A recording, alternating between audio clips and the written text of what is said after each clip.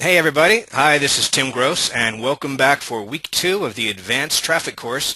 We're glad to have you here and there's lots to share with you. Now, this week is going to be focusing a lot on sales funnels, channels, and different models to attract new visitors, new subscribers, and new customers. Now before we get started, I just wanted to let you know that we've just added a bonus video to the Advanced Traffic course forum in the video section that reveals how you can remarket to people who visit your competitors' sites. Not your site, your competitors' sites. And this is a really cool little trick and we haven't shared it with anyone before, so you're getting it here first. So definitely stop by the Advanced Course Ning forum and check out that video tutorial in the near future. I just put it up a couple of hours ago. So we've got a lot to get to, so Jonathan, are you there? I'm right here. Can you hear me, Tim? I can hear you. Sounds good. Nice. Okay, well, let's go ahead and get started. So today what we're going to do is we're going to talk about sales funnels and sales channels and how to profit from them. And you can tell that I just saw the Wizard of Oz. So we have funnels and channels and profits. Oh my. Let's look at our agenda. First, we're going to talk about the rise of the advertising site. This is something I like to call an offer portal, and exactly what it means to you. Then we're going to take a look at some squeeze page funnels for affiliate offers and your own products.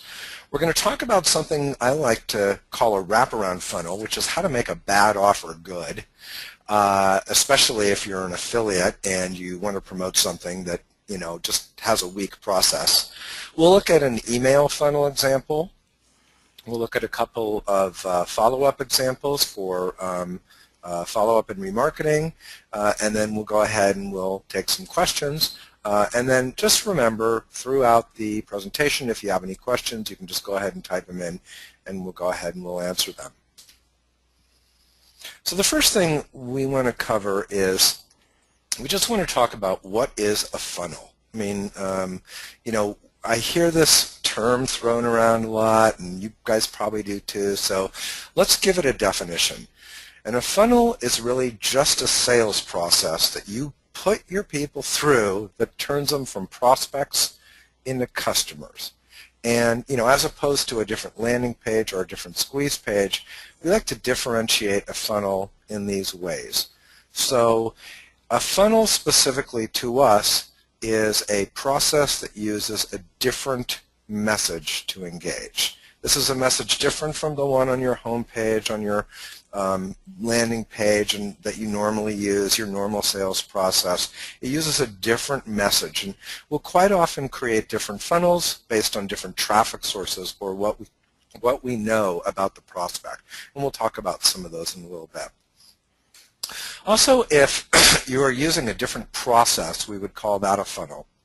So instead of sending someone to your normal sales page, you might want to present the message in a unique way, or maybe you normally use a squeeze page and you're not going to use a squeeze page, or maybe you normally don't use a squeeze and you do, or maybe what we do, we call it traffic laundering or lead laundering, where we put a certain kind of traffic in, and then once it goes through the funnel, we actually have qualified prospects coming out on the other side.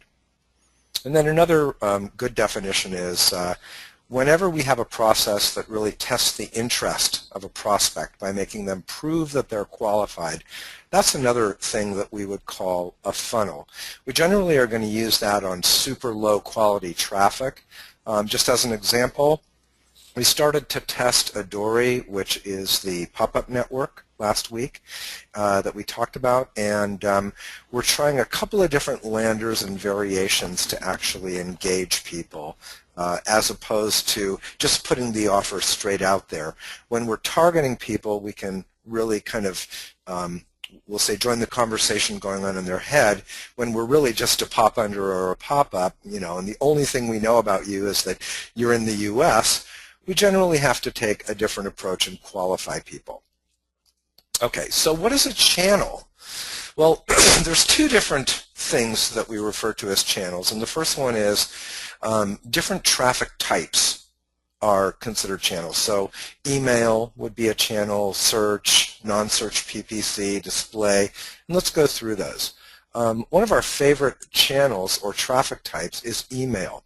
These are either lists that we rent or promos that we do on behalf of other people or that people do on behalf of us, or just the straight CPM where we're buying some email list rental and people are sending out the message for us. Super, super responsive. They're very likely to opt into a squeeze page. And the reason is because when you send out, say, 1 million emails and you get maybe 2 or 3 or 4,000 clicks, those clicks are fairly well targeted. And there's a mindset to the email person that's totally different than other people. You've actually interrupted them, but now they care enough about what you're doing and what you're selling to click on the link and to see what the heck it is. So they're very, very responsive. Search PPC are what we call affirmative targeted prospects. These are the kind of people that went to a search engine and they entered in a keyword or a phrase, and now they're coming to your site. They're similar to email because they know what they're looking for, but they tend to be not quite so rash. Yes? So they like to do research. Usually when you go to Google, you're not going to look at one website. You're going to look at multiple sites. As opposed to email, where when you deliver a message to someone via email, that message stands alone. It's not really in any other context except the context of their inbox. When you go to Google and you enter in a keyword, there are now a dozen, if not more, choices for you to click on. Non-search PPC is about the same as search PPC, somewhat targeted, but they clicked on an ad, so you got their attention, but it was really more of a what do we call a pattern interrupt. You interrupted what they were doing. Display, very similar to the non-search PPC, but you're able to kind of put some graphics and some other elements in there that are design oriented. Usually you're going to get a higher click-through, but what I found is that the conversion rate is going to be about the same as the non-search PPC. And then there's PPV or CPV, which is the cost per view, like TrafficVance. And you have to remember, these people were looking for a different site, and then your site popped up. So they're very distracted, and there's a mindset there that really needs to give them an alternative to what they were doing. For example, they were going to freecreditscore.com, and you popped up an affiliate link for creditreport.com. So you've got to have some sort of context, and pretty much what they were looking for has to be offered on the page. Now let's talk about the mindset of the channel. They also refer to the mindset of the prospect based on where they were generated from, not how, but where. So we have consumers usually looking to buy or try something. We have political folks, and this is something we'll talk about in more advanced course sessions, but we'll talk about it just for a sec right here. These people tend to wear their opinion on their sleeve. They're easily riled. They're easily upset. They're easily shocked. They're easily, you can really kind of get their blood boiling. And I find that, like, if you're advertising on Drudge Report or Glenbeck.com or Newsmax, by the way, even if you're not of that political persuasion, you may want to try that type of advertising, because those people tend to be very hyper responsive. And if you have a message of fear or a message of anger, not that I'm saying you should definitely do that, but if you have a message that naturally lends itself to that, like an insurance offer, then you might want to take a look at political advertising sites. You can still advertise your BizOp or whatever, your affiliate offer, your acai thing, your whatever it is, weight loss, but there's a slightly different approach and a different mindset. If you're advertising on a niche site, then these people are looking for something specific, and they're going to tend to be a bit more research oriented. Entertainment people are looking to have fun. They're not necessarily buyers, but they'll opt in and register for stuff. And then there's news sites, and so we find that a lot of people on news sites are looking for information, and by the time they're ready to click on a banner ad, they're just overwhelmed with the bad news that they've just been reading, and really they're looking for a distraction. So if you can offer some good news, as opposed to the political, where you really kind of want to focus on the bad news, when you're marketing or looking at a channel from a news site like any news site, AOL News or any newspaper or Wall Street Journal or anything, these people have been reading a lot of bad news, and now they're looking for something good, like how they can lose weight or how they can get their kids doing better in school or whatever it is that you're promoting. At this point, I want to talk about something which I think is notable. And now almost everybody should recognize this landing page. It's probably the most ripped off landing page in the history of the internet. Tim, you're familiar with this, I'm sure. Oh, it is basically a fake. What's that? Oh, I was just commenting. Yeah, these things were driving me crazy. I mean, they're still being used a little bit, but those things were driving me crazy back in their heyday. That's right. It's a fake news site and a fake article, and what we're going to talk about is kind of the next generation. And it's, good riddance to this. In fact, if you've been following the internet marketing, industry, you know that the Federal Trade Commission came down very hard on people using this particular type of landing page. Last year they came down on these landing pages from a BizOps standpoint, and now they've come down on them even harder for the fake news for weight loss and acai and colon cleanse. And I would say anybody using this type of landing page is probably going to be either asked to stop, or even some of the more tolerant ad networks are going to just tell you, no, you can't do that. And if you do continue to use a lander like that, we're just going to kick you off. So what's next? What's going to happen now that we're not allowed to use that? By the way, I use them. I think I tried it out a few years ago for, a couple of weeks. It did okay, but I just didn't feel right about it, so we stopped using it. What is going to replace the fake news site? The offer portal. Okay, what the heck is an offer portal? We're going to spend probably most of our time on the offer portals today. And if you guys have any questions, I just want to encourage you to ask them, and we'll go ahead and we'll take them at any time, and then we'll of course take questions at the end. So an offer portal is basically a portal or a website that looks like a news site, but all it has are offers on it. And I think I started to notice these a few years ago when I realized that a couple of CPA networks and a couple of smart affiliates were actually aggregating offers together on a single site where they could promote multiple monetization paths. They were giving them generic names like consumer lifestyle and things like that.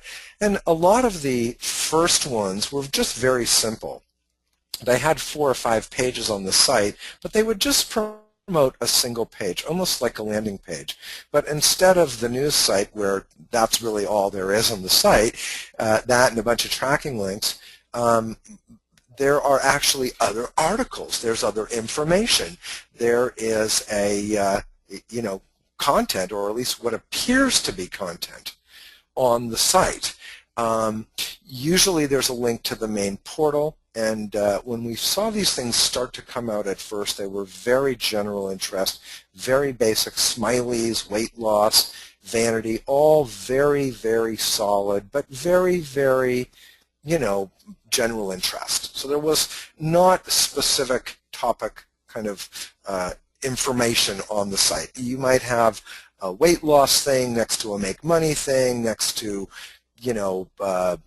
some sort of e-commerce offer. But what happened is that over time, a few of these sites, and we'll take a look at one in just a minute, we'll actually look at about 4 or 5 of them, they became branded properties, which actually look and act like a portal or a review site. The offer portals bring prospects in with one ad, and then they are able to flip them over to the next offer within that site. And the real power here is that they can use Flash in terms of the display ad to actually create multiple ad units within the display unit, and I'll explain that in a second. Can you hear me now, Tim? Yeah, everything's great. Okay. So the site that we're going to look at specifically, and we'll look at a number of them, but we'll actually go online and look at them, is called How Life Works. And if you haven't seen this site, I encourage you to go there after we do this presentation and really spend some time there, as well as some of the other ones that we're going to talk about. And the reason is these guys have done a very, very good job of not only bringing traffic in, but also monetizing that traffic on the site. Now this up here, just so you can see, it looks like 3 ads along the top. Let me flip this around. There you go. This is one banner ad, but it looks like 3 small PPC ads or 3 small hybrid ads. But it's really just one ad, and by using Flash or some sort of HTML environment that allows different parts of the ad to be clicked on and sent over to different parts of the site, they're actually able to take a 768 by 90 ad and turn it into 3 ads, which is more likely to get clicks because there are 3 teasers in one. Here's another one for a site called Smarter Lifestyles. And then a lot of these you can tell, they're just the typical CPA offers. The offers themselves are really nothing special. I mean, they're just the same offers you'd find on almost any CPA network or affiliate network. They're just being pitched in a totally and completely different way. This is another Flash ad, and these are probably dynamically generated or at the very least rotated so that the people running these ads can test the headlines and the pictures and some of the other stuff.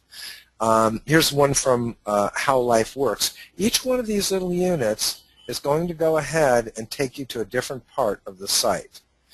Here's one by Pulse 360. Now, we normally think of Pulse as basically being an ad network, and we don't think of them as being a CPA network, but they actually were running so many of these ads that they started an offer portal just for themselves.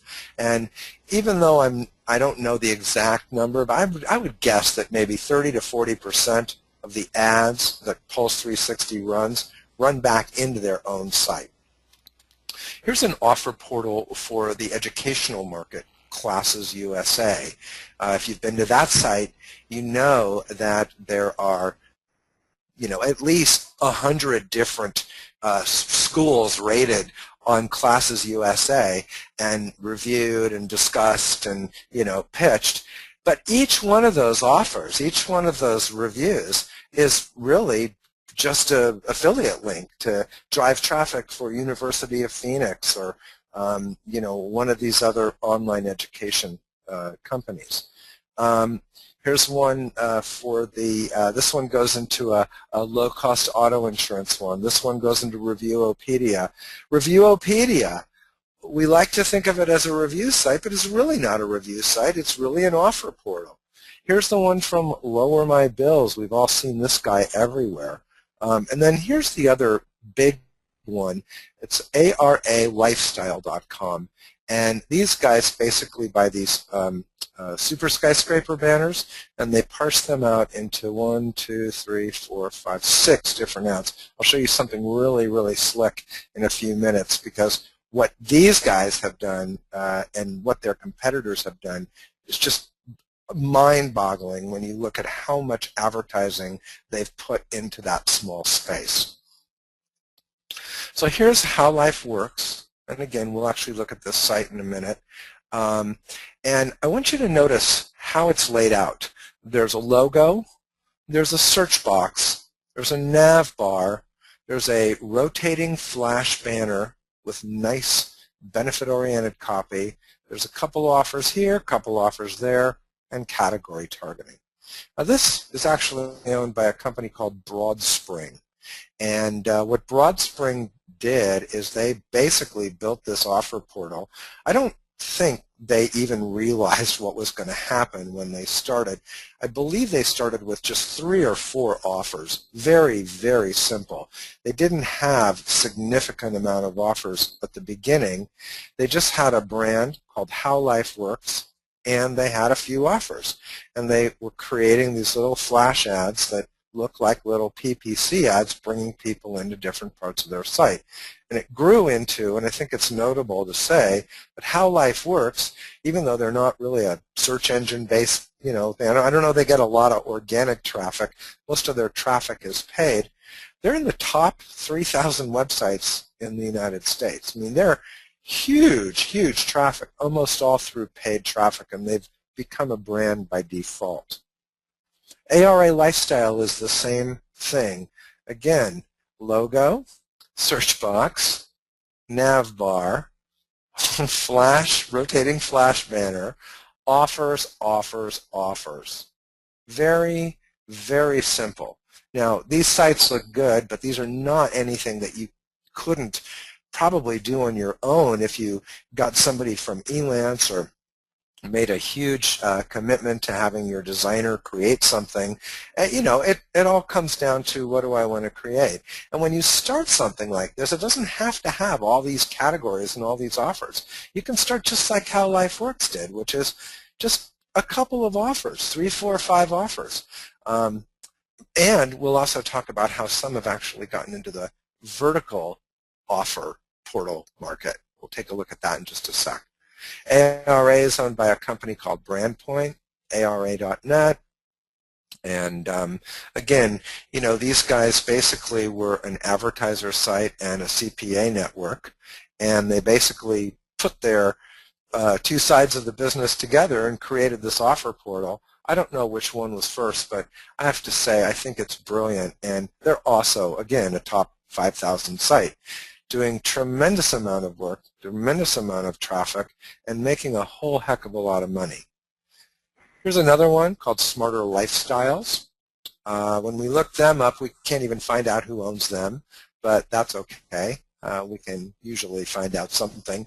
Here's another one called My Daily Minute, and this one also is domains by proxy, but we're going to deconstruct this in just a second. Just take a look and see if we can figure out who might own that particular site. So let's take a look at some of these specific funnels that these guys have created. Now, in the old days, or even today, we generally want to run a single banner and we send it into a single landing page. Maybe we rotate a couple, but we're not talking about that. We're talking about aggregating offers together and then creating a display ad unit that basically breaks the ad into multiple parts, just like this one right here you can see. And they actually can put between 2 and 18, probably even more, offers within the little tiny space. What I like about it is it's not only a better use of space, but there's more headlines, there's more benefits, there's more information on there, and it's far more likely to get the surfer's attention. Also, if you're targeting women's sites and you know that you're going after this kind of display channel with women, you can basically take the top 3 things that the female market is interested in, and you can put those on the banner. The same with men. If it's men, maybe it's mortgage and build muscle and some lose weight that's targeted towards the male market. What I really like about them is that the landing pages that they send people to, they usually stand right there on their own. But when the person is done with that, they find themselves on a website with other information that they can now click around and take a look at other offers, all of which generate revenue for the people who own the site. Let's take a look at this. This is by AdBlade, and again, we normally think of AdBlade as, we don't think of them as a CPA network or as an offer aggregator. We think of them as an ad network, someplace we go to buy advertising. But if you think all these ads are owned by different advertisers, let me tell you, they're not. Maybe 1 or 2 of them are, but generally, almost all the ads on this particular unit go into properties owned by ad blade. So up here we have little geo stuff, Hawaii, your auto insurance hates this. Obey the one simple trick. It's amazing how the one simple trick gets people to click. The one simple trick to weight loss, this one old crazy trick to lowering your insurance rates. I love to see that. The one trick to less belly fat. Okay. We have Hawaii, another geo target here. This is all done on the back end. Mom spills the secret. We have the finance. So we have one, let's see, we have car, BizOp, finance, car, cruise lines, travel, and this is investing, penny stocks. But look at what they did. They have these 6 offers, and then they also have these little tabs up here. And again, this is all within the super skyscraper size unit. You can either run one big banner on this unit, or you can bust it up into different flash units. And yes, it's more complicated. Yes, it's more difficult. Yes, there's tracking on the back end. But you're going to get a lot more mileage out of an ad like this than you would out of just a single super skyscraper that you place on an ad. So there's another 6 ads here and another 6 ads here. And it turns out that they can take that space and they can fit 18 ads in there. It's unbelievable. If you guys were going to be starting something like this, I would say go very simple. We'll talk about a couple of little options that you can do. I might even want to set it up as like an HTML ad where you've got, it's a little bit simpler to deliver. Or if you're using Flash, maybe you just break it up into 2 sections. I probably wouldn't start with a big section like this. I'd probably start with a 728 by 90 and maybe break it up into 2 or 3 different sections. But the point is that there's more you can do with that space than just put a single banner in there. Okay, so where does that go to? It goes into this lander right here. This lander looks suspiciously like this lander, the one that just got banned by the Federal Trade Commission, right? That fake news site. But it's not a fake news site. It's actually on a website with other information. There's a search bar. If you cruise around there, you'll see other navigational areas. And then when you're done here, whether you buy or not, because everything opens in a new window so that you can stay on that site, it just takes you to this, which, again, do we notice a trend here? Logo, search bar, navigational bar, rotating flash banner, offers, maybe there's a little article down there.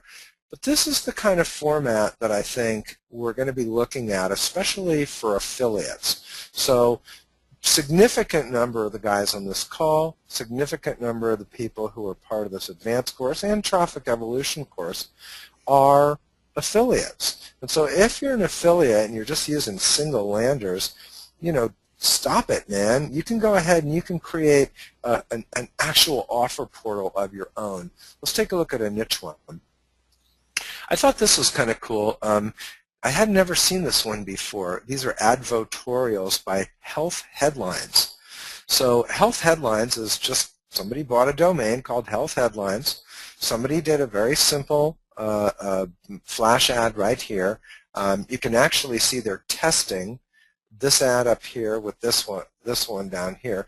One weird trick to stay asleep all night and one bizarre trick to stay asleep all night.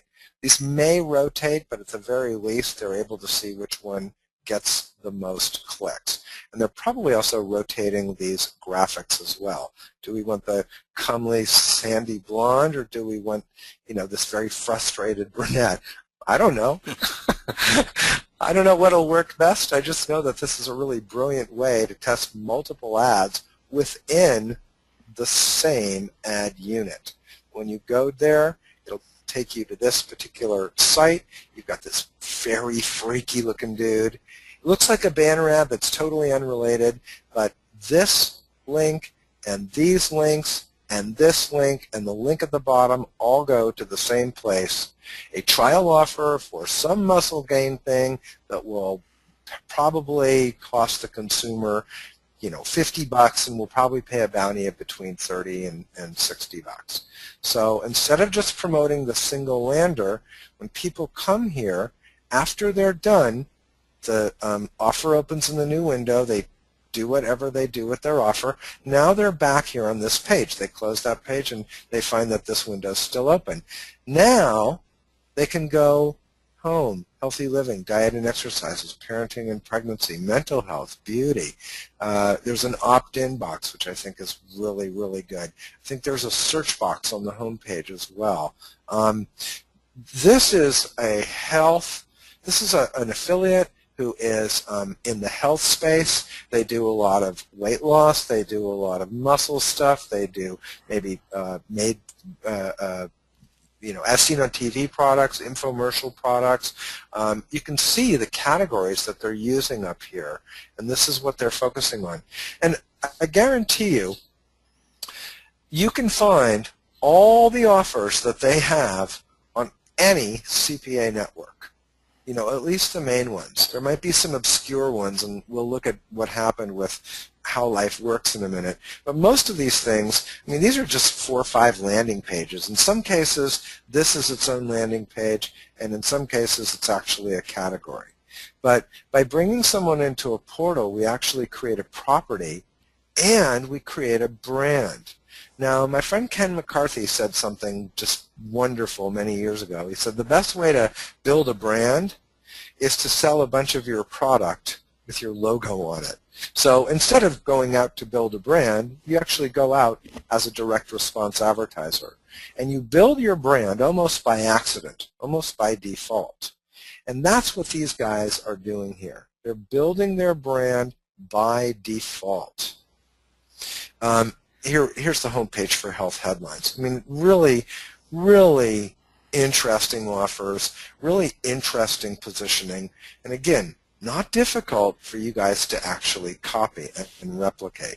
Yeah, Jonathan, real quick, I was doing some testing on AdBright in a niche today, and so I was looking at the different sites that were running the banner. I was just doing a CPM, just pretty open run of network, and the sites that were generating a bunch of clicks, they were in the sports. A lot of it was in the sports category, some of it was health, but they were so junky looking that I instantly disallowed them to run, because they were trying to do the same thing as all the sites that you're showing right here, but they were so clunky and so obviously just there to suck up the CPM that you just can't see consumers actually staying on the site. And it's really a simple twist to go from bad design, where it's very clear that it's just a junk site, to what you're showing here. It all has to do with just the different layout. So, it's the same amount of effort, I think, to do both designs, but this is just so much more credible and is actually going to keep people there and build. That's right. This so looks like a fake news site, and consumers have gotten so hip to it. And besides, there's nothing else there. If you go to the root domain, it usually is a 404. They don't want you to know who owns the site. They're not trying to build a brand at all. They're trying to trick you and use subterfuge. Now, I'm not going to say there's no subterfuge here, there's no trickery here. I'm just saying that when you build an offer portal, you actually create something that is of interest to people. And that, I think, is so much more valuable. You get all these extra benefits. You get carryover traffic to the secondary offer. You can actually take one ad unit and turn it into multiple ad units. You build a brand. You can do all kinds. We'll talk about some of the things you can do. There's a lot going on under the scenes and under the hood with a lot of these sites. But it's just a far more respectable way, I think, to approach this, which is to create content. Actually, we diss on article marketing all the time. Well, this is the way to do article marketing. This is write an article that's basically a review for a particular product, and at the bottom of the page there's only one link, and that link goes to the offer in a new window. And that, to me, is significantly more interesting than some fake news site. Okay, we've all seen these are cute. This is a little car, and this is a flash ad, and you park the car in your spot, and then it takes you to this page here. We've all seen Lower My Bills. I hope you guys have. It's about a 10-year-old site. I was lucky enough to work with them when they first launched, and I thought it was a really interesting concept. At the time, it was really more of just a registration site. I think they only had maybe 1 or 2 offers. I think they've always really been focused on finance, so insurance and credit cards. Now they've got all sorts of stuff right here. They've got life insurance, health insurance, renter's insurance, homeowner's insurance, and that's just within the insurance type. This is the landing page that actually takes this banner's traffic and converts it into something significant. And I want you to notice something. There's no email here. You don't have to go through this big process where they're asking for all this information. This is a real greased chute. This path is real simple. When you see this ad next, I want you guys to click on it, or one of the Lower My Bills ads, and fill this out and see how they go through it. Now, I was an insurance agent for about 9 years, and I'm telling you that they need a lot more information to find out if they can save you money. They need your driver's license, and they need to know where you live and what kind of car you have and how many miles you drive and your zip code. But it all starts with zip code. And the reason is because they have deals with at least 7 insurance companies, if not more, and based on what zip code you enter in and whether or not you have incidents like drunk driving or tickets or things like that, or whether you've been currently insured, you're going to be a lot more likely to start this process. It's real simple. So this particular funnel starts very simple, and then it walks you through this progress bar where you realize about 10 minutes into it that, oh my God, I'm really applying for insurance here. When you go to the home page, which is where you will end up after you've already filled out this particular form and gone through the process, you can see they really focus on 4 verticals: mortgage, debt, insurance, and education.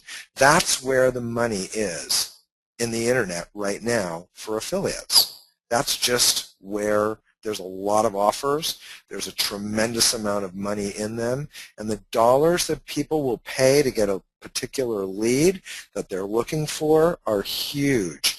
And so what these guys have done is they're really the arbitrage experts. All these companies are, because they take very generalized traffic and they bring it into a funnel, a mini funnel, and then they actually reinvigorate it with other offers that people might be interested in. I find this brilliant. Do you have any questions yet, Tim? No, I don't think we have any questions at this point. No? Okay. This is a great one. I think I got this because I live in Hawaii. She looks like a little Hawaiian girl with her little flower or whatnot. Look at the positioning here. Does it say, hey, would you like to spend $10,000 or $15,000 a year for a website that delivers you a college education? No, of course not. It says return to school with a grant.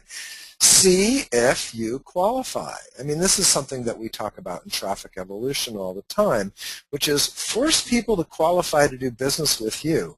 Alex Mondosian talks about the Shy Yes. We talk about squeeze pages. Some people talked about the ethical bribe. I think all that stuff is great, but a far more effective message for me, something that I've used time and time again that works like crazy, is see if you qualify. So I guarantee if they said go back to school and get a better job, that they could use the same graphic and the same everything. This banner is going to get far more click-through rate because it's like, see if I qualify for free. I might be able to go for free. When I click through there, by the way, somebody's been looking at their Lower My Bills landing pages. This is what the landing page looks like. Takes you through this process and just to see whether or not you qualify. Now the truth is these people don't offer grant funding at all. These people are not interested in finding people to just go to school for free at all. Once they find out if you qualify, and you would qualify based on a particular school being able to buy that lead and pay that lead, that's where they funnel you.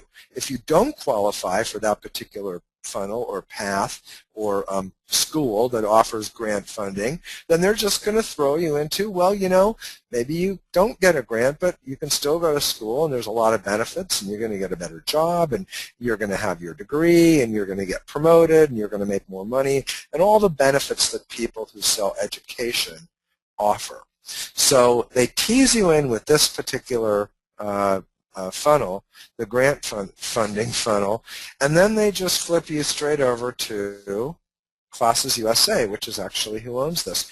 Every one of the offers here is an offer for a university that is online education. I think, but I'm not sure, but I think the University of Phoenix, for the right kind of lead, will pay $30 or $40. And I think that Strayer will also pay about $30 to $32. You can tell, if you want to know which offers are paying the most, they're usually the ones up here. They're usually the ones up here. They're usually the things that stand out the most. Right, there's content. There's information on this portal. Look at this, mean annual salaries. They're trying to show you how much money you could make if you only had a degree. Now, I won't argue the logic of getting a degree. I think for some things it's very important.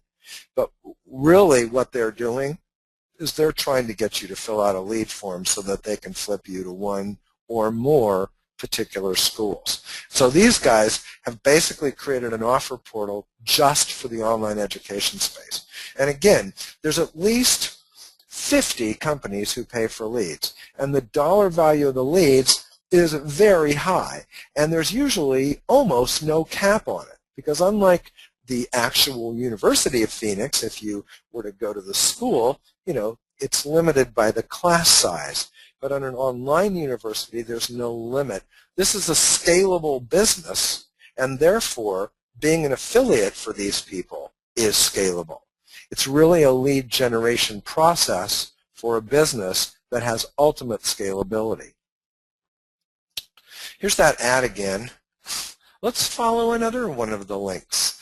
So we think that AdBlade probably owns that other website, and I think they're also related to this one right here. Here we go with the Hawaii drivers. Are you paying more than $9 a week for your insurance? Same landing page. It's a article-based landing page, and then when you're done, it takes you here to Lifestyle Journal, actually promoting this particular offer on the front page. So probably they're doing a very, very good job of making money and getting paid on that insurance offer. A lot of these sites look simple, but they really belie a process that's usually fairly complex. And when you really get into them and start looking around, you realize that they're not just brand building, they're also cookie stuffing. In some cases, they're stuffing cookies. They're doing it legally and ethically because they either own the offer or, you know, they have the right to stuff the cookie with the vendor. They're doing all the tracking themselves. They're opening everything in new windows. They're using remarketing pixels. They're doing search optimization, so a lot of these sites are not only tagging what people are searching into the box, but when you look at the article themselves, I don't have the URL on this particular one, but it's usually something like lifestylejournal.com/paying-too-much-auto-insurance/ you know, a bunch of keywords, insurance/low rates /save.html. So there's a bunch of keyword stuff. So they're doing all kinds of SEO stuff in there. I'm not saying that it's working. I'm just saying that they're going to create something anyway. They're going to build a brand by default. They might as well do search engine optimization by default. And they're also really starting to measure contextual relevance, which means that if they notice a bunch of people coming to the site from a particular ad channel that are all involved in health, they might create either another subset of the site or maybe do what Health Headlines did and just get a new domain. So now what I want to do is I want to go to How Life Works. And let's take a look at this site. We're live. We're on the internet. Very interesting. You can see how this works. If you want to know the top offers rotate right up here. So let's look at the first one. The thing they make most money on, just like the other site, the auto insurance deal. Next. Overcapacity means you can nab a cruise, so they have a deal with cruise companies and travel aggregators. Do you know what your child too is up to online? Probably some sort of software that monitors your kid or something like that. I'm sure it's a CPA offer. How to get eyelashes so long you may have to trim them. Obviously a beauty, fashion, female offer. How to make your PC as fast as the day you bought it. Secrets of the web, it's an e-commerce offer where to get 80-90% off, or in this case I think it's actually an offer for QBids or something like that. In fact, we'll check that out. And then here's a biz op, franchise offer. Here's a small business tool offer, and here's some sort of other offer that they found that maybe they either want to promote or maybe somebody paid them for it. Let's click on this one right here just for the heck of it. So this one right here brings us to the article on bids. Okay, so whether it's QBids or bids or one of these new auction sites, all these guys are trying to get huge amounts of volume right now. I personally find bids and QBids to be a bit deceptive and unethical. I don't promote them, but that doesn't mean that you can't or that you shouldn't, or maybe you do like the model. These are typically those offers where you have to bid a penny and it costs you 50 cents to bid a penny or something like that. So they're driving traffic for bids.com in this particular case. Let me bring this down here. And when we click on this, opens a new window. Browser will redirect us, and it takes us to the bids landing page, the page that we are going to be getting paid money on, right? It's actually a reg form right here.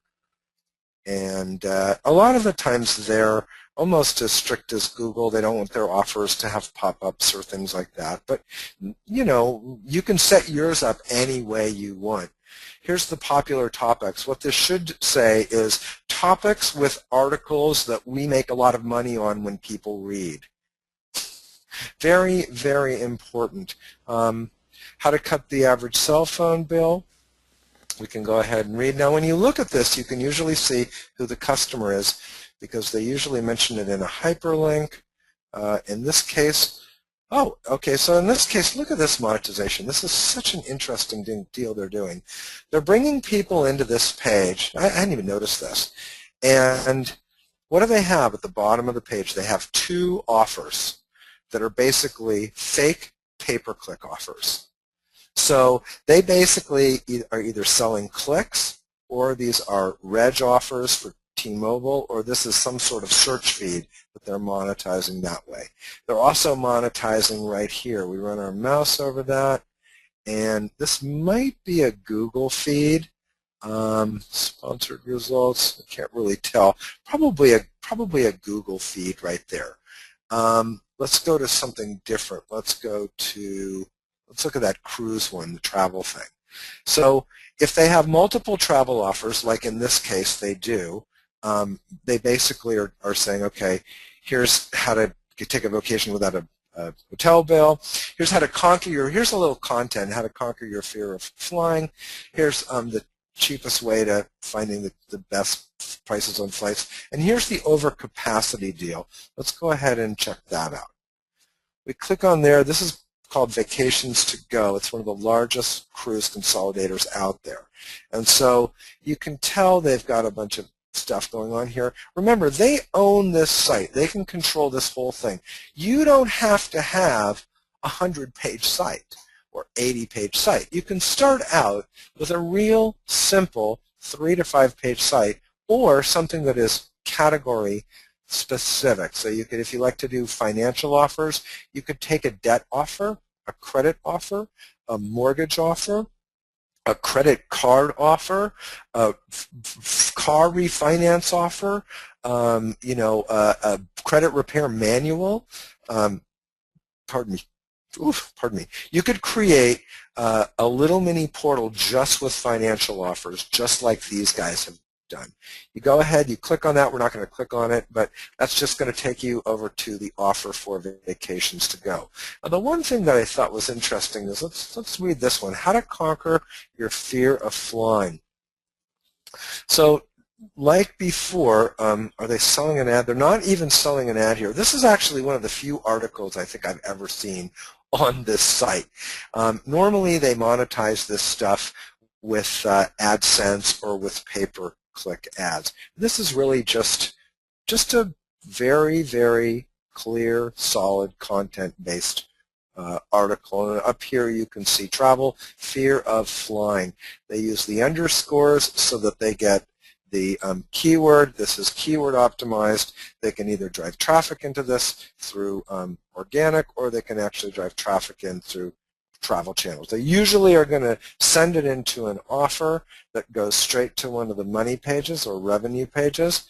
But I find this site just brilliant. And I will say, I mean, full disclosure, I'm starting my own offer portal. I picked up some domains a couple months ago, really started to see this, and I'll definitely be out there. But there's no reason you guys can't do it as well. In fact, I encourage you to, just because I think it's not only a great idea, I think it's a way better way to monetize category-specific traffic.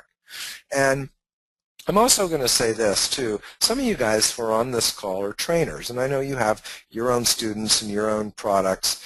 And you know, I would appreciate it, and I think you would probably appreciate it if you don't share this particular technique. If you don't bring how life works to the attention of the general internet out there. I think we can keep this within the advanced course traffic evolution community, at least initially, so that we can all get a bit of a leg up. I mean, you know, you can always give examples, but I believe that this model is the model of the future. Certainly the thing that's going to replace the, you know, the fake news page. Tim, did you have anything on this? No, I just, you know, there's, you know, I'm sure these different sites may be set up different ways, but there's clearly, I'm sure people can tell, obvious WordPress themes that would easily be able to replicate a whole lot of the basic vibe and look of these sites. So there's already stuff in place to be able to do this very cheaply and quickly. And of course, you always have to fill the content, but as you said, you only have to start with 5 pages and then build from there. We got one comment from Alan just saying that for our information, Lower My Bills and Classes USA are both owned by the same company, Experian. Yeah, I knew about Lower My Bills, but I didn't, although I should have known with the similar landing pages, I didn't have a chance to research that. Those are actually older sites. I never really thought of them as offer portals until just recently. And Steve Peterson says, it doesn't seem like they put much effort into building a list. There's no forced opt-in to see the site. Well, listen, they're not really going for the forced opt-in because what they realized is that the very best, and thanks for bringing this up, Steve, the very best lists are topic specific. So since they rotate so many offers, my suspicion is that they just don't want to set up, 50 lists or 100 lists. It's very hard to just have a generalized list that you can build that just says like consumer. You could have how life works. They don't really force an opt-in because I think they're generating the revenue on the site, and I also know that a lot of them are using remarketing cookies based on the section of the site that you actually go to. I do have one of our clients is right now working on one of these offer portals, and we started to talk to them a couple months ago, and we're talking about how to get traffic into the particular site. And we looked at all the models and we looked at all the ads and all the kind of aggregated flash stuff. And what they realized is the best way to bring people into this site is after they go through their initial funnel, and they're in the debt space, is to just take them to the debt or finance area of this site and then let them flip around and have fun, as opposed to really forcing the opt-in. The other thing is this other client of mine is they have a lot of articles on their site, but they're also adding a lot of video.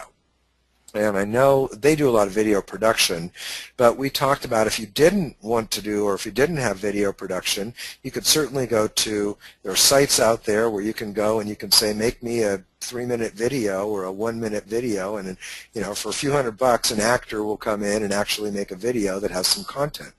So I think it is interesting, but Steve, I think the main reason is that they find that it's very hard to get people to opt into a generalized list, so they'd rather use the monetization on the site or the remarketing cookies. Now I want to talk about something called wraparound funnels. And there's a little story here. Have you ever found yourself in a position where you want to offer or promote something, but the sales process sucks? It happens to me a lot. There's a site that should have a squeeze page and follow-ups and remarketing, but there's just none of that stuff there. It's just a sales page. And so when this happens, we simply activate our own funnel that we build that does all the heavy lifting, and we'll show you some examples of that. We'll also tell you a story about one particular one that I built. So basically what a wraparound sales funnel is, it's a bolt-on sales process that you create, and you can add it to any specific offer. But you're going to want to add it to ones that are already deficient. If it doesn't have a squeeze page, add your own squeeze page. If they're not doing remarketing cooking, then you remarket them on the landing page, on the squeeze page. If they're not doing any follow-up, you write some follow-ups. So you basically do the marketing for them. And what's nice is that in addition to making the sales, you also build a list at the same time. Now, I'm going to tell you about the very first time that this happened to me. It was about 10 years ago. And I've got to give you a little background before we even go into the case study. So at the time, I had a client by the name of Tom Bell. And Tom had done something rather odd.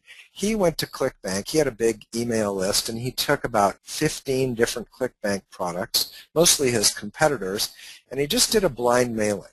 And the blind mailing, I think, said something like, hey, check this out, ... and then there was a link. And he took a rotation script, and he rotated the different offers, and he sent a bunch of traffic just so he could see which site converted best. And so when we heard that, we actually had an opt-in list that we, consumer opt-in list that we had been, working with on a previous project. It wasn't that big. It was about 30,000, 40,000, but, it was big enough to kind of fool around with. And at the time, we could get some pretty significant traffic. We could get, maybe 1,500, 2,000 clicks to a particular offer when we mailed that particular list. So I went ahead and I took a bunch of different ClickBank offers. I took how to make money with eBay, and I took some software that, flashed affirmations on your screen. I don't know if you remember that stuff, Tim. It used to flash you're the greatest, but really in a split second. Oh, yeah, that's did you ever see that? I'm getting too old for those flashing things now. I know, but I really thought my friend Lee Benson had put this product out. I wanted to test that. I tested a government grant offer, and I tested I had a couple offers that I just grabbed from the top of ClickBank. I didn't even really look at the offers. One was a get paid to take online surveys offer, and the other one was a how to be a mystery shopper offer. And I did this mailing, and I think I said, it was real blind. It was like, you got to see this was the subject line. And then the email the body just said, I've never seen anything before this in my life. It is absolutely amazing. Click here. And then I had this link that basically would rotate these 5 or 6 pages. Well, what happened just blew my mind, is that we sold a couple of the softwares for the the flashing affirmation thing, and sold a grant book or two, and maybe some other offer that I had, but I had these two offers, this mystery shopper and this get paid to take online surveys, just crushed it. Like a mystery shopper got like, I don't know, 8, 10 sales, and the paid survey one got like 15. Then I realized that, only like 1/5 of the list had seen this. And so I went ahead and I did another test where I tested a bunch of different paid survey offers, and I would just rotate these things so I could find out the strongest page. Okay, this might be the worst sales page ever. This is the landing page that got like 3% conversion rate. It was paid surveys online. They've updated it since then. This is the version from, I think it was 2002, 2003, something like that. And it was just amazing how when I sent traffic to this offer, it converted. But it just sucked. So I remember contacting the vendor and saying, listen, you should put a squeeze page in the front there. And they never even got back to me. And I think I sent them another email. It still made a ton of money, but I'm like, God, these guys don't even have a sales process. They're like totally deficient. So I went ahead and I made this little squeeze page called How to Get Paid Taking Online Surveys. Real simple. If you want to make good money from home taking online surveys, participating in focus groups, and sharing your opinion for cash, just complete the form below. Blah, blah, blah, right? Okay, very simple, very affirmative, no trickery. Just, listen, here's what you're going to get. Here's what we're going to teach you. Fill out the form, and we'll go ahead and we'll get started. I had a site called Amazing-Offers, not particularly good for a branded site because of the dash, but I started to use that for some of these things that I was floating around. So I went ahead and I replaced the front page, the landing page of this. Instead of sending the traffic into this page, I now sent it into this page. And when people opted in, then they went to this page. And then I proceeded to write dozens and dozens and dozens. This is just a few of them that of follow-ups. I mean, and you could do this in any niche. I mean, you could do this in any vertical. You could do this in any market. Wherever there's a sucky sales process, you can wrap a good one around it. Did you see this yet? Your opinion could be worth this. Another hot product. They still need you, Jonathan. Could you use the money? Today's hottest opportunities. I ended up creating, believe it or not, about 50 different follow-ups for this site. And then I realized at a certain point, wow, man, I created my own funnel. So once the squeeze page is visited or the opt-ins captured, you create your own process. Nowadays we use remarketing banners, but at the time we were just using email. And what was so cool is that once people went there, I could follow up. I now, after the 20th follow-up, could start promoting different products. And because ClickBank back then, you can't do this anymore, but there are ways to do this, and there are certain variations on this theme. Once they bought, with my affiliate link, I had a software that went into ClickBank and basically took them off of my Aweber prospect list and put them on a buyer's list. And so, I mean, I probably made about 4,000 or 5,000, sales for these guys just by buying media and sending it into the squeeze. Well, what was so beautiful is at a certain point, I decided to just make my own course. I went to their site. I bought their course. I realized that it sucked. I realized there was a much better way to present this. I had my guys take this information. We hired some writers to go out on the internet and aggregate all the best companies. We created our own funnel, and then we just put our page on this page. So we were driving traffic into this squeeze page, and then after they opted in, they were now taken to my web page. And I had to go through, and all these links that were sending traffic here, now I was sending it into my page. And what happened is I built a funnel without even having a product. And then when I decided to make a product, it was really easy because I already had a process that I knew worked, and worked like crazy. So, are there any questions on this? There better be. Oh, here we go. Nice. What does Lana say? You're talking about Mind Movies. Yeah, actually, Lana, the software that Lee Benson has, I don't even know if it works anymore. It's called, oh God, I can't even remember. I'll try to post it. It was this weird software you installed on your computer, and then every 30 seconds it would flash an affirmation on the screen really fast. Really, really hilarious. And so, that's what we were promoting. Okay. Hey, Jonathan, we also had another question from Errol, who was just saying, would personal hosting be okay for an offer portal, or would you need something like a VPS, a step up? And I think, well, it kind of depends what do you think, Tim? on.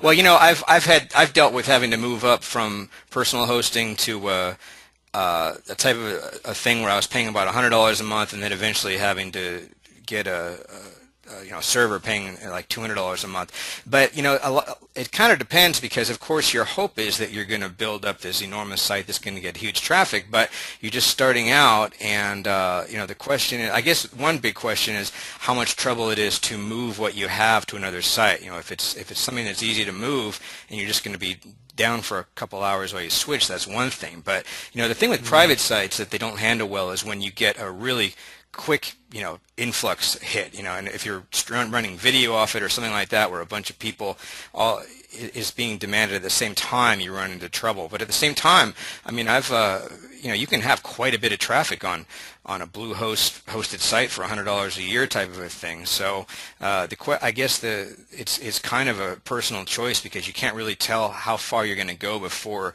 you start having trouble and need to upgrade. So that's my take on it. Jonathan?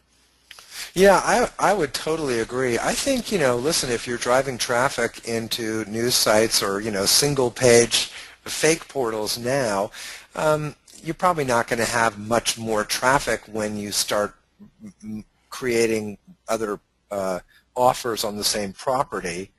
Initially, you're going to probably have a greater stickiness, and you're going to have people move around, but it'll still be the same user. So let me give you an example. If you're using banners or you're using email or whatever, you're driving traffic into one particular page, you're not going to have additional server load by having multiple pages, because when someone leaves one page, they just go to the next page.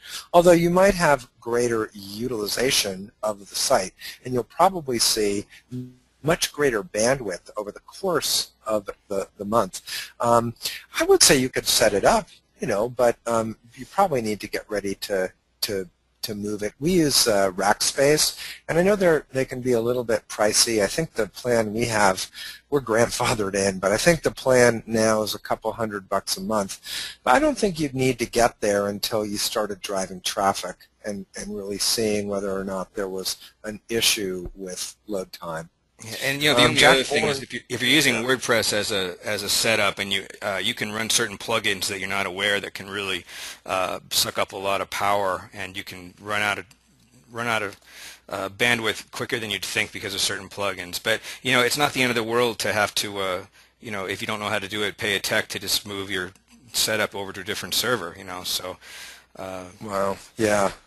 Yeah. It's not that difficult, actually. And once you have a site that's set up, you set it, you buy a new hosting account, you move the stuff over. You leave the old one in place, so you actually have two sites. One is mirroring the other, and then you just switch your DNS over at your domain thing, and if people get the old one, it's there, and if they get the new one, it's there. During the 48 hours of transitioning, I wouldn't update the sites. I would kind of let them lie. Jack wants to know, is this different than doing lead gen, building your list, and driving traffic to affiliate offers? Jack, it's different in that we're promoting a single offer. So we'll take a look at an example of lead gen and then driving traffic to affiliate offers down the line. But the process that we're using in this case, at least in this example, this wraparound, is a process that really focuses on someone wanting a particular thing. In this case, they want this book or this course or this information. And then we take them, we make that offer, and then if they don't buy, we follow up, and eventually we have other affiliate offers. But if they do buy, then we can start immediately flipping them to other offers. In the case of like how would we do this today, and Tim and I are actually doing it today on a couple of different projects. But today what I would say is that the biggest change is that if you're just sending out affiliate offers, you're probably going to start promoting other products after the first 3 or 4 follow-ups. I like to make sure that if it's a specific follow-up for a specific offer that someone specifically opted in, that at least the first 15 or 20 follow-ups relate to that product to try to get them to buy. Lena asks, oh, I love the questions. Did retargeting replace your email sequence? It doesn't replace it. I think what happens is we like to use both of them at the same time. Remarketing has one type of user that's really a banner user. Email, again, you're going to get a better quality of user, but it's just gotten more difficult to get people to opt in. HostGator, $50, says Steve. $50 a month for HostGator VPS. Nice. And Lana asks also, how long is your retargeting banner sequence? Do you have examples for this? I don't have any in this particular case, but I basically uncookie people after they buy. So we'll take a look at one of the sequences that we're using right now, slightly different than the one in the course because Tim and I updated it. Once someone opts in to or buys, we'll just say Traffic Evolution because that's something that we consistently run those ads. Someone comes in and sees the Traffic Evolution offer, doesn't buy, they start to see the banner ads. The banner ads then drive them back into the site, and then once they purchase, they're uncookied for that particular campaign. But they're recookied for a buyer's campaign. So that's why some of you guys might have seen banner ads for the advanced course, because once you bought the product, you were uncookied for prospects, and then you were recookied for a different ad campaign for buyers. And I think that's it on the questions. Okay, I'm going to get into some squeeze page funnels. And again, we can go ahead and take questions in the end, so we're all good. So a squeeze funnel is one that starts with a squeeze page and either promotes an offer that you want to promote or some sort of offer that you're making money on, like an affiliate offer. One very powerful variation that we want to talk about is the multi-offer squeeze. I think this is more along the lines of what Jack was talking about. It qualifies the prospect by interest, and then it delivers a variety of offers post opt-in. We also mix this with remarketing, but I've really found that the very best traffic is going to come from this particular opt-in. So we shoot for the opt-in first. The difference is that in a typical squeeze page strategy, like the one we talked about before, we only have one option. And we found that this freedom from choice, is what we call it, tends to create more clarity, and it tends to get people to do what we want them to do. So it's usually done more when we do it like this, like the example we're going to give you, more as a list building strategy or as a testing campaign. Sometimes we'll do a strategy like we're about to reveal when we want to test a couple of different products. Now, Tim and I, we ran this ad. We ran 2 ads, actually. We got a domain, 7500permonth.com. We ran these ads on the Warrior Forum. This is a specialty make money site. If you don't know it, it's kind of a funny site, a lot of newbies and stuff. We did something slightly different. Instead of using a tracking link, we actually branded the domain. And by branding the domain, people now come to the site even though the campaign doesn't run anymore. When they go to this particular domain, and you can go there now, it'll take you to a tracking link and it'll redirect you. And so we're getting some type in, which is really, really exciting because we only promoted this a few different ways and we stopped all the promotion just to go ahead and do this case study. So we'll show you the campaign, but let's look at the numbers first. We ran this text ad and this banner ad here. We ran them for $140. We got 287 clicks. We got 117 opt-ins. We followed up a bunch of times. We made $79. So we didn't break even, but I'm sure we will. We only generated $79 so far. We've only done about 6, 7 follow-ups. And the cost per opt-in was 52 cents each, which is really, really exciting. Now, I've got another case study that I did about a year ago with one of our other properties called, I think it was the Amazing Paid Survey site, but we had a similar situation where we were buying targeted media on specific sites and we were getting our opt-ins and our users for right around 50 cents, which is a pretty, considering that the clicks for this particular vertical are usually $2, to get an opt-in for that is pretty low. So here's the example. Here's where the ad ran. It ran up at the top up here. We made sure it was targeted to newbies. Again, you could do this in any niche, any vertical that you want, any place you can buy specific traffic. We sent it into my very famous squeeze page. All my squeeze pages look the same. I don't have to reinvent the wheel every time. I know that this is going to get 30 to 50% opt-in rate. This design works best for me. I would recommend that you find something similar that works for you. Red headline, body copy, few bullets, opt-in. Benefit, benefit, benefit. Call to action, benefit. Yes, I want $7,500 a month now. We don't have a product, by the way. We just did this as a case study and as a list building thing. Tim and I don't sell a course or anything. We just are promoting affiliate offers. So we'll go ahead and we'll show you the process. When people got to that page, we set a remarketing cookie called BizOp Squeeze, and now we can go ahead and target those people with banner ads for different products, knowing that they're BizOp seekers. We know this about them because we pulled them off of a site for BizOp seekers. We know their mindset. We know what they're interested in. We know what to say to them. We know the keywords that they like. This is one of the benefits of focusing on a particular vertical, whether it's health or weight loss or finance or BizOps or, whatever, insurance. Any vertical is fine. And once you start working in it extensively, you learn the language of it. It's very, very important that you get clear that people expect to see different words and they expect to see things a certain way. So we go ahead and we cookied these folks. If they try to leave without opting in, we have one of those obnoxious pop-ups that says, hey man, are you sure? We got another offer that, we'll give them to. It's all free. Gives them some free swag and stuff like that. The goal is to get the opt-in. And then this is the slick one. When they get there, we don't even tell them what the hell they're going to get. We just say, you want to make money? We've been doing it for a while. We found out that you can make money with these 3 different methods. Method 1, method 2, method 3. Go ahead and opt in and you'll go ahead and you can see how the whole process works. What's nice about this is that it's very, very generic. When we want to change one of these links, I don't have to rewrite the description. I just change the link and it goes to the different product. By the way, what products did we pull? ClickBank's number 1 BizOp, ClickBank's number 2 BizOp, ClickBank's number 3 BizOp.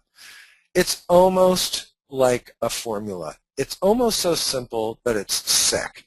But it's not sick. It's awesome. So I'm hoping that you guys are excited about setting up one of your own little squeeze portals. Now when someone opts in, they get all these emails from us. And Tim, would you talk a little bit to the fact that we didn't really personalize this at all? Yeah, I just wanted to say, because we specifically did this to use as a case study. I mean, we certainly could have, branded our names on the banner and branded our names for the opt-in because some people would know who we are, and we certainly could have increased response greatly on the Warrior Forum if we did it that way. And if you have the ability to be able to brand yourself instead of doing it generically in whatever market that you're going after, you should clearly probably do that. It should help response. But we kept this as generic as possible to basically say, like, this is the worst you're going to get by copying what we're doing because we're not even saying who we are. In fact, we came up with what do you use? We used a combination of names so it doesn't even identify that it's Jonathan or me in the follow-up email. So the whole point is that they have no particular reason to even trust who we are, and we didn't even try to get them to trust us. So this is like a worst case scenario, and what we got is quite good without even trying to really do anything. So there's a million ways to improve the response of what we got, and this is the bare minimum. So if you step up and have a testimonial or some reason or claim to explain why someone should opt in, then you're going to increase response. So I think what we got is basically the worst case scenario. I agree. We didn't, I don't even think I think the copy's good. It's Oh very yeah, basic, very generic. But at first we signed everything the $7,500 per month team, and then we ended up going to Garrett Allen, which was my middle name and Tim's middle name, to create a personality. But if we had actually used our name, I'm sure, we would have gotten a lot more. Or even if we'd used any name within the opt-in process, because people tend to connect better with a name. Let's look at a couple more of these.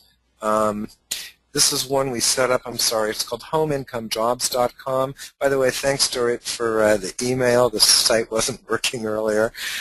This was a site we set up last year, and it's not really an offer portal, although we probably could have made it a BizOp portal, and now that I'm looking at the designs and all that stuff, I'm thinking maybe I should actually do something like that, because it, really is pretty slick design.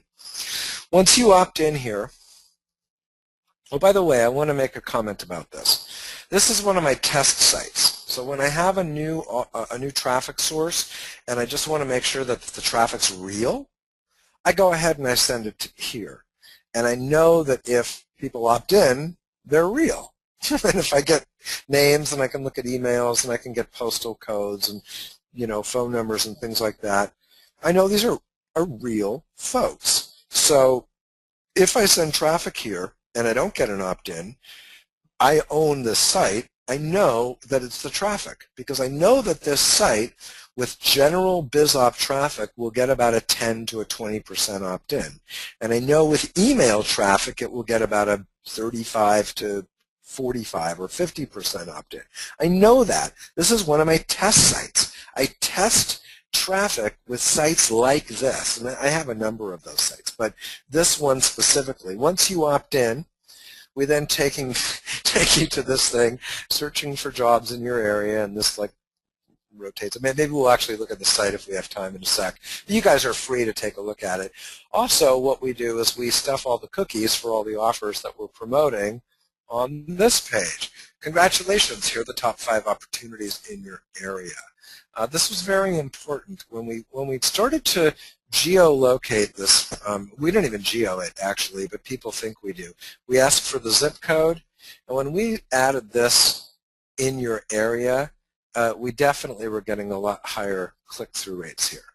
Now, I don't even think these offers are valid anymore. I don't think, this site we just brought it back up, so I need to go through and clean all this stuff up here and put in different offers. I might actually just focus on 3. I don't know that I would focus on, 5 anymore. But this was generally getting traffic for us, or sorry, generating opt-ins for, like 20 or 30 cents an opt-in. Once we took the monetization from this offer, this offer, this offer, this offer, and this one, the one that's at the bottom, we took that monetization, we paid off the advertising, and we were almost getting leads for free. It's really, really powerful. Here's another one that we set up, and again, I just activated this. I think it does go to an actual acai offer, but I want you guys to see what we did here. This was another one of our test sites, and it was really super powerful. It was one of my best squeezes for acai. If you promote acai, you need to do something similar to that. Okay, let's take a look at this here. It's a big, big purple site. There's a couple things going on here. What we would do is we'd buy PPC, we'd buy banner, and we'd buy email traffic, and we would drive it into this site. Now, today, if we were running this and actually promoting it, we'd probably take off Oprah and Rachel Ray's name, because they tend to get upset when you do that. But at the time, it wasn't really a problem. And so what do? We do not say, would you like? We do not say, try it out. We do not say, you can get. We do not say, this is cool. We say, do you qualify? We challenge the user. We challenge them. And when you challenge people, they step up to the plate. And when they step up to the plate, they are not only far more likely to fill out a form, but they're far more likely to buy on the back end. So what we did is, do you qualify? We put these fake qualifications in there. The first one is you needed to be at least 15 pounds overweight. And the next one is you needed to have been trying to lose weight for at least a year. So here's what we did, and my designer came up with this. It was so brilliant. Do you qualify? We have the yes is already checked, but watch, when you try to check the no, this is just a graphic with a JavaScript pop-up. It says you can't even check the no. You must be 15 pounds or more overweight to qualify for this free trial.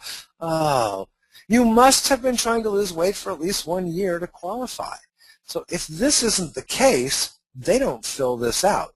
But let me tell you, most everybody has been trying to lose weight, who's trying to lose weight their whole life, and most people think that they are at least 15 pounds overweight. So this was not something that we did lightly. When people opt into this offer, let's go ahead and opt in. We would set all these cookies. Oops, sorry, let me use a different email address. There we go. Now it takes you, on this page, it's setting the cookie for the offer, and then now you are taken to an acai offer. Okay. The original one we used, we actually did, and this is one of those ones that, I get $38 if you fill out the form. I don't personally promote these anymore, but if you do, I would probably take this or some variation of it. You are free to use it, and you're free to use all the little techniques we're using here. You could also adapt it just for any weight loss product, right? You could adapt it for almost any health product. In fact, if you think about it, you could almost adapt it to anything. It's really, really slick.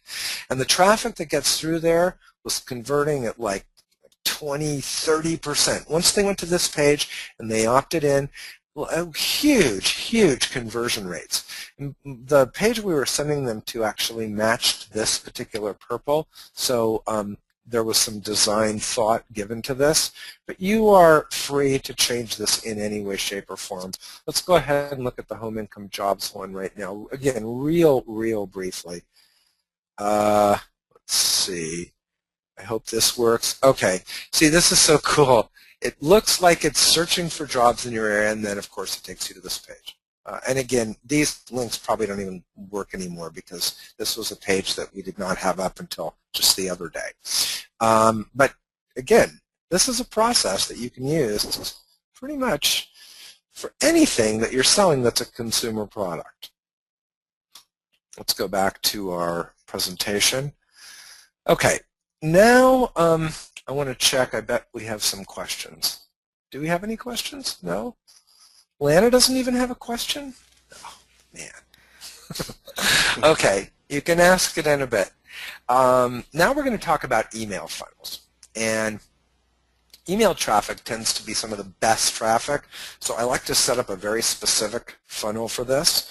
I tend to make the traffic always start with, the funnel always start with a squeeze page. And here's what I found.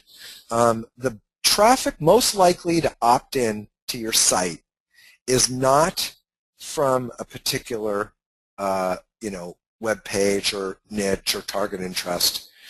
The traffic most likely to opt in is email traffic. So if you're doing a launch or you're promoting a product and affiliates are mailing their list, then you invariably want to start with a squeeze. You're going to get much higher opt-in rates, like 30, 40, 50% as opposed to banners where maybe it's only 10 or 15%. So with a banner type of process, it's way more important that you have a remarketing cookie because you're not going to get as many opt-ins. With this kind of email process, it's far more important that you lead with a squeeze page because people are far more likely to opt in. So let's take a look at this campaign. Before we do, I just want to mention there's a website called Newsmax. This is a conservative channel. Very, very conservative. In fact, they were the guys that were really pushing Trump for president. They're also very good self-promoters. So I'm on their list, and you can see they send mostly political stuff. Courier led to bin Laden, and NRA vows to take down Obama. Let's see, bin Laden is dead, reverse mortgage. Some of these are offers. Some of these are, Obama slams birthers. Trump poll hits 1 million votes. You got all this stuff. Well, I think it was about, 428, so just a few days ago, I was looking through my Newsmax mail, and lo and behold, what did I see? A little BizOp ad. And BizOps are kind of one of my favorite little niches because people who buy BizOps will buy almost anything. Weight loss, you can sell them all sorts of stuff. It's almost general interest front end. So I decided to click on that, and lo and behold, I got this email. It was an HTML email, and it looked like there was a video in the email, which I knew didn't work. And I thought, what the heck is this? It looks kind of familiar. Well, then I end up looking at where the traffic goes to, and it goes to my good friend Ryan Deiss's website. So follow the process. I opt into a list. I get this email. The email tells me about the most in-demand job. It's a pretty good headline. The headline, the subject line, matches the headline. I click through. There's that headline again and those numbers, and there's the squeeze page. So Ryan has actually taken me, and he's trying to get me into the squeeze page. Loop that around. Oh, pardon me. Okay, so if I try to leave that page, I gotta change the order here. If I try to leave this page, whoops. Excuse me. I'm normally very organized. If they try to leave this page, this pops up. And it asks again for the opt-in. And I would say he probably gets 90% of his opt-ins from this. I'm going to guess that I'm just going to go out on a limb that with this particular list, he's probably getting 50% opt-in rate, 40 or 50%.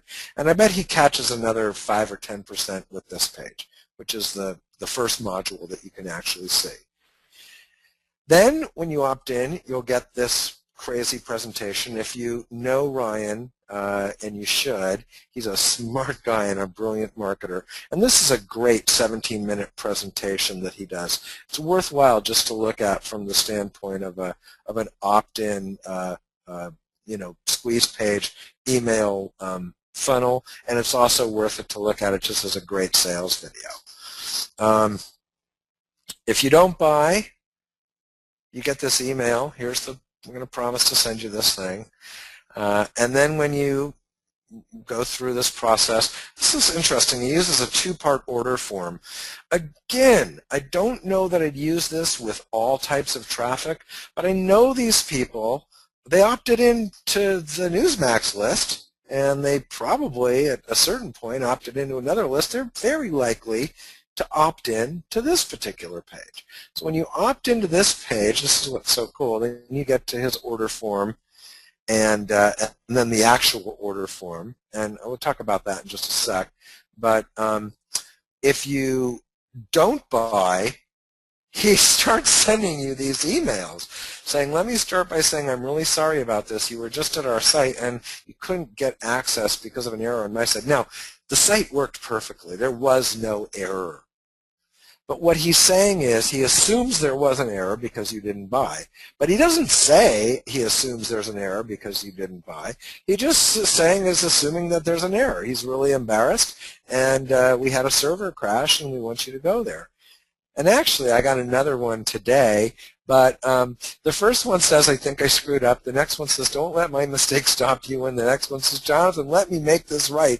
And there was another one today that said something similar. And it was really, really cool because what Ryan has done is he's created kind of a funnel within a funnel within a funnel. So he's got the funnel of people coming into his squeeze page.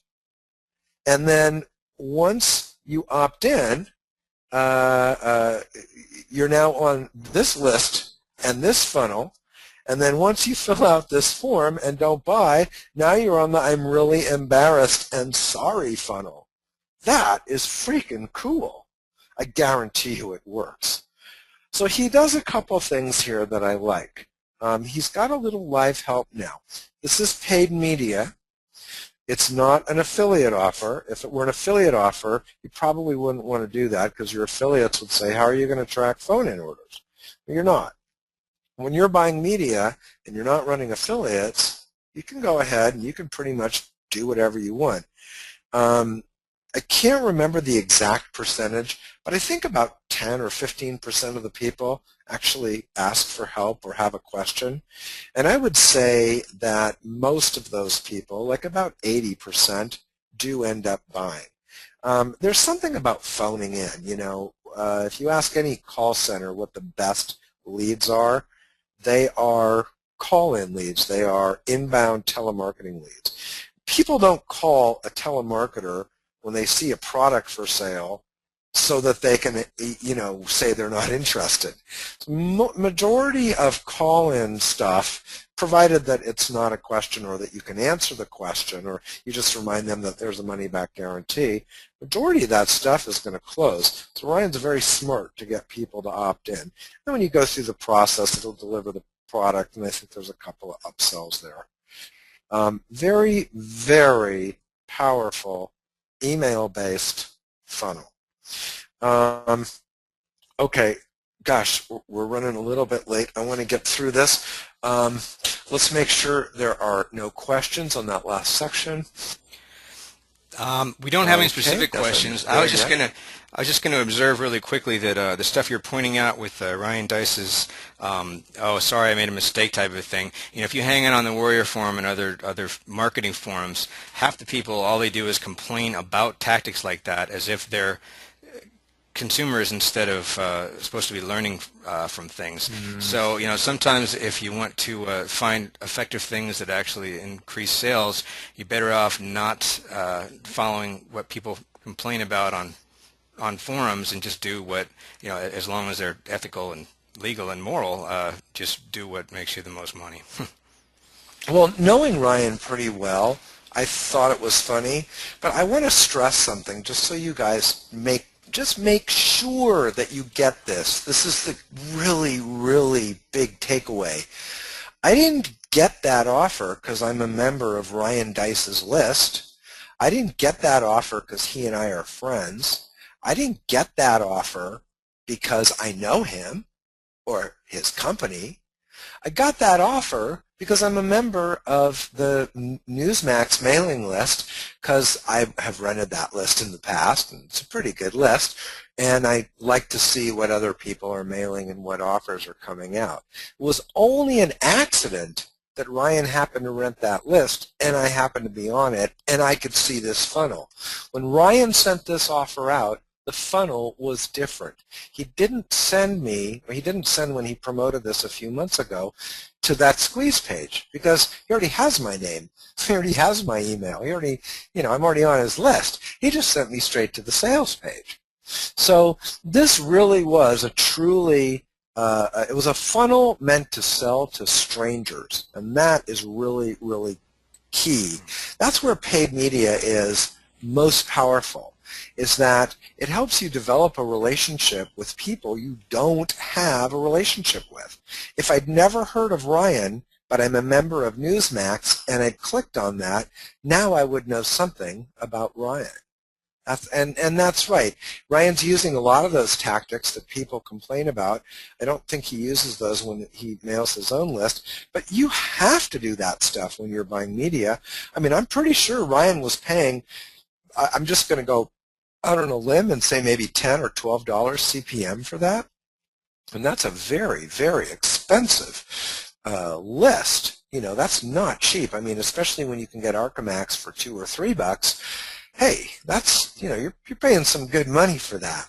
Okay, let's talk about follow-up formulas. Now, these are specifically designed to re-engage a prospect who visits your website and doesn't buy.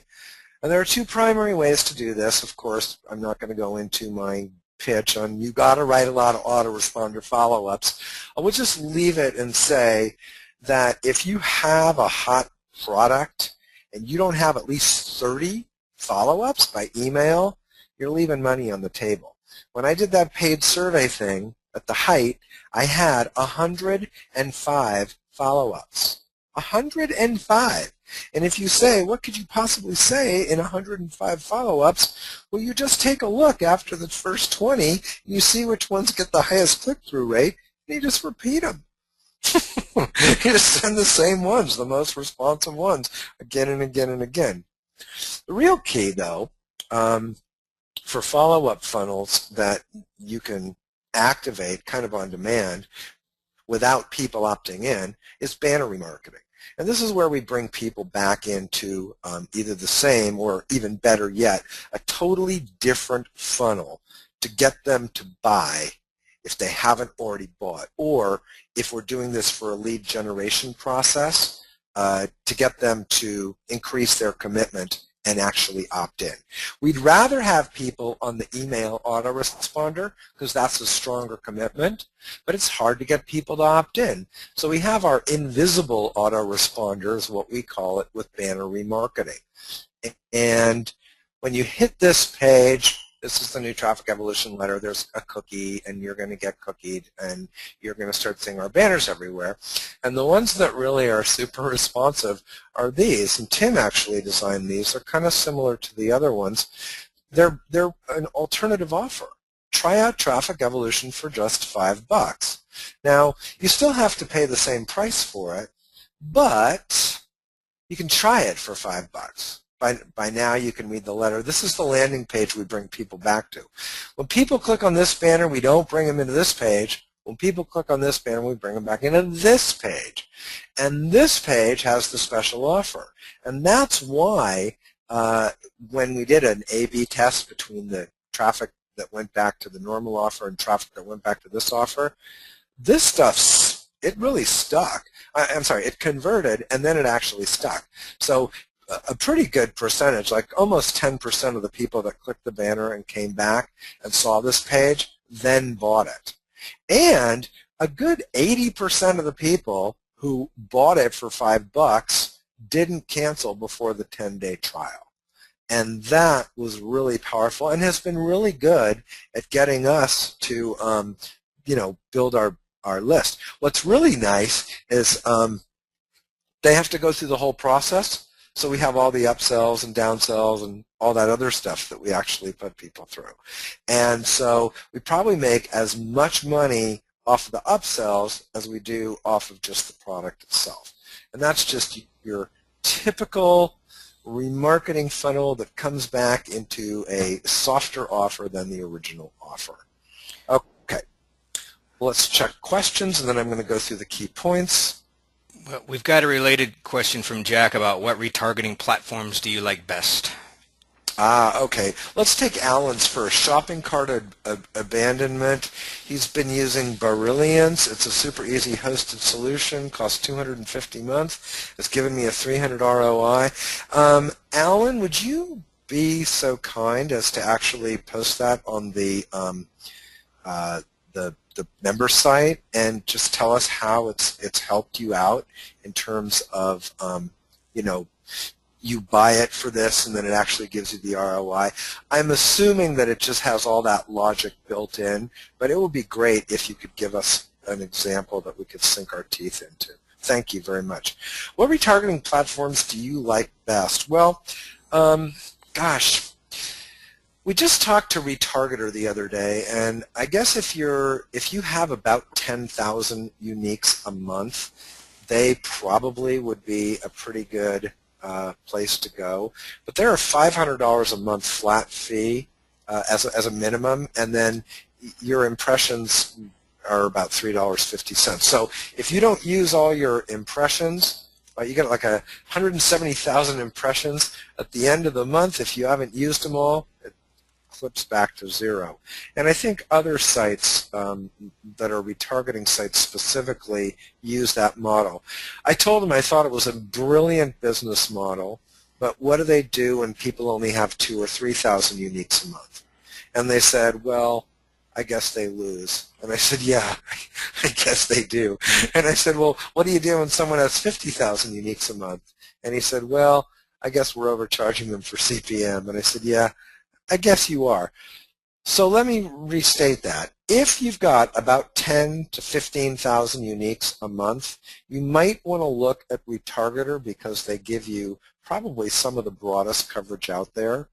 I also think Fetchback, which is a CPA version of retargeting, might be good for some people.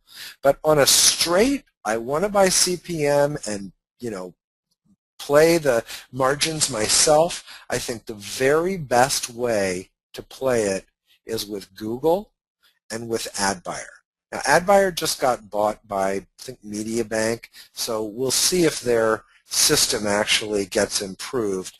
But I like that I can get the Google inventory and the Right Media Exchange inventory through that particular platform. Google, I also think, does a great job, though it's a bit more complicated to set up. We have our, one of our clients sells an eczema psoriasis cream, and so we're just about to activate the Google remarketing for that. So I'll be able to tell you guys more about that. Also, Tim and I are releasing a course in the next week, 2 weeks, hopefully soon, called remarketingsecrets.com. It's not up. All of you will get it. Don't buy it because we'll give it to you. We'll make it part of your course. And I think most of you already have it since it was something that we used as an upsell when we were selling the Traffic Evolution. Although, by the way, since there's a few people on the call who weren't here in the introduction, if you go to the Traffic Evolution advanced Ning site that we've got up that I think everybody's signed up for, we have a brand new explanation about how to retarget to people who visit your competitors' websites. And that just went up a few hours ago. So definitely log in to the forum there on the Ning site and check that out. That's going to be included, but no one's seen it yet, so you guys get it first. It's probably the best 11-minute video you'll ever see. And, of course, we're pitching it, how to remarket to those who visit other people's websites. We're just using PPV to set the remarketing cookie. It's not, it's not rocket science if you have an understanding of how it works, but it is really rather revolutionary. And I bet that some of you guys are going to see that video and say, hey, I could also do X, Y, and Z, or I could twist that up, or I'm surprised Mizell didn't think about this variation. Well, I might have, but feel free to use that as a starting point for your own behavioral marketing campaigns. So we have Google, we have AdBuyer, and then I think the other platform would probably be advertise.com. Really what you want is a network that has access to a tremendous amount of inventory and reach, and probably advertise.com would be a decent one. There is that one that we talked about last week, was it AdReady, that allows you to, it's a $1,000 minimum per month in terms of their fee. So if you're not spending at least 10 grand a month in media, display specifically, probably doesn't make sense. But if you could find another DSP or demand-side platform that taps into a couple of the different networks, that would also be a pretty good way to activate that. And then, Jack, I'll give you one more. There is the advertising.com platform. This is owned by AOL. I think they have a minimum of, is it $50 or $100 a day or something? You can fund an account for $100, so it's based on inventory. If they can deliver it, you're obligated to spend $100 a day. But we all know that it's very hard to deliver $100 a day worth of remarketing inventory just because you don't have the user base. So I would say advertising.com. It's their ad desk. Just search for ad desk or go to the Traffic Evolution spreadsheet, and I think it's on the latest version up at the top news sources. That's going to give you a very, very good reach. And just so you know, one of my clients has just set up a campaign with advertising.com, and so they just bought Huffington Post. So I see our banners because they're like everywhere, all over the AOL properties, and I also see them, just like last week we talked about how ad networks are on a lot of their sites that are, it might even be a competitor site, but they're still getting the feed from, Yahoo will still run Google ads sometimes, and advertising will still run AOL ads and Yahoo ads, and so I think that advertising.com would probably be maybe the second best direct platform that you could use. Between them, AdBuyer to get to Right Media Exchange, and Google, you're in good hands in terms of getting the remarketing. By the way, if you haven't gone to perrymarshall.com, and I don't know if those guys are still running it, but they had one of the craziest remarketing campaigns using Google text ads. It was just, some of them were just sheer brilliance. So, Jack, if you were the dude behind that, you're very, very cool, because I really like those. And for people who don't know Jack, he is, I can't remember your title. I know you're not an operations guy. He works for Perry Marshall, and, he just makes stuff happen. You probably mentioned it. Would you type in? Oh, you're affiliate manager. Okay. And marketing manager. That's right, because you're not an operations guy. Okay. Let's go ahead and look at our key points. Everyone on this call, everyone is a member of the advanced course. Develop a strategy to increase your monetization by creating an offer portal in your preferred vertical market. If you specialize in health offers, make your health offers. If you're a person who actually owns your offers and you own a bunch of health offers, then make your own health portal promoting all of your own stuff. And you can use the same techniques with the multi-purpose banner ads or the multi-part banners to actually promote different parts of your site. If you're a general interest affiliate, create some sort of general interest version of How Life Works or ARA Lifestyle. Start collecting your appropriate domains as soon as you can. I guarantee you're going to be wanting to do something like this over the next 6 to 12 months, because this is the way of the future. And so start collecting your domains now, even if you're not ready to do this. Also, test multi-unit display ads that look like the text ads and either go to different links, or, what we've done sometimes, and we have done this, I couldn't find an example, we'll just take 3 PPC ads for the same thing, and we'll just put them in a banner so they look like one of those flash ads, but anywhere you click, it's going to go to the same offer. Never use the same funnel for remarketing or follow-up that you used the first time. You can go back and forth, but you definitely want to give your people options. You want to create massive follow-ups with email when you do capture opt-in data. 30 is my preference, never less than 10. Always consider the traffic source, the method of generation, and the mindset of the visitor. Create funnels accordingly. If you know your people are ADD, then create a funnel that, is very, very clear.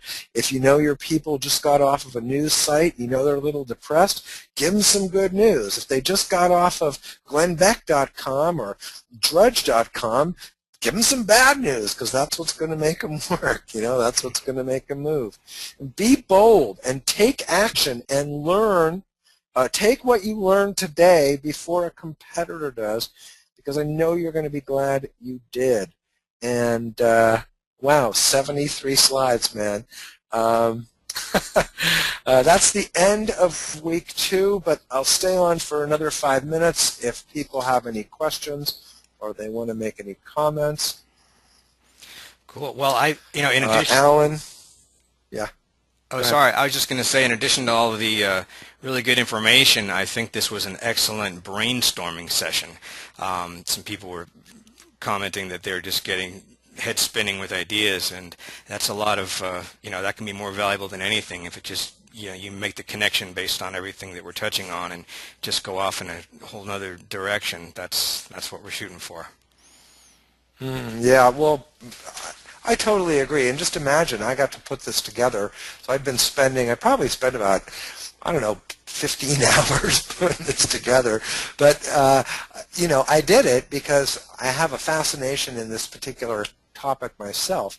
And having had clients who are busy doing this and putting this stuff together, and having some domains for this particular project, actually a couple of the different special interest portals, really got my mind buzzing, and doing all this kind of back-end research and looking at code and figuring out who was remarketing. Some really cool stuff going on there.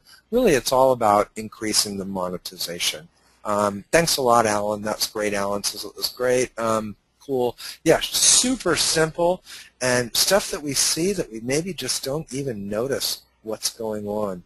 Steve asked a question, what's our suggestion for frequency of email follow-up?